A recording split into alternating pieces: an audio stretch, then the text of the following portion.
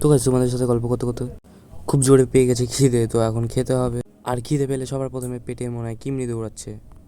তো মাকে জিজ্ঞেস করছি মা রান্না হয়েছে কি, মা বললো এখন রান্না হয়নি, তো মাংস চাপিয়েছে, মাংস হচ্ছে। আর আমি এখানে শুয়ে আছি। আর আজকে ছিল রবিবার, তো আমি সহ্য না করতে গেলে মাকে বারবার জিজ্ঞেস করছি হয়েছে নাকি হয়েছে নাকি।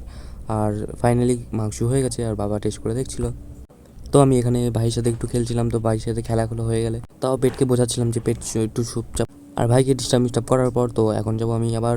ভাইকে ডিস্টার্ব করার পর এখন আমি চুপচাপ বসে আছি, তো মা বলছে এখন। আর আমার খিদে তো খিদে পেয়েছে এত জোরে, আমি কিমড়ির মতন চলে গেছে। তো আমি এখন কি করব, ভাইকে আবার একটু ডিস্টার্ব করে মাকে বলছি, মা বলছে এখন দোকানে যেতে হবে। তো ওর জন্য দোকানে মাকে বলছে মা আর কি আছে, তোর মা বলছে ডাল আছে। তো কাছে আমি এখন ফাইনালি দোকান থেকে চলে আসে, মা দেখে বাসন ধুচ্ছে, তো ওখানে হবে। তো ফাইনালি এখন প্রচুর জোরে খিদে পেয়ে গেছে, তো এখন তো খেতেই হবে। আর সহ্য করতে পারছি না, তো ফাইনালি আমার ভাত বাড়া হয়ে গেছে। তো গাইজ সবে ভাত আছে, মাংস সব ভাড়া হয়ে গেছে, তো এখন আমি টেস্ট করে দেখবো কেমন হয়েছে।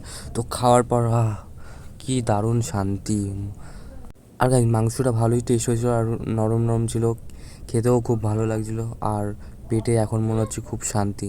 তো আমার খাওয়াটা হয়ে গেছে, মা এখনও খাচ্ছে। আর তো মা বলে এত স্পিডে কী করে খেলি, আমি বলছি পেটের মধ্যে কিমড়ি দৌড়াচ্ছে, তো তোদেরকে তো খেতেই হবে, তো কিছু করার নেই। তো তো গাই তোমরা এরকম মিনি ব্লগ দেখার জন্য আমার চ্যানেলটা সাবস্ক্রাইব করে দাও, লাইক করে দাও, আর কিছু লাগবে না। তো টাটা গাইস, টাটা।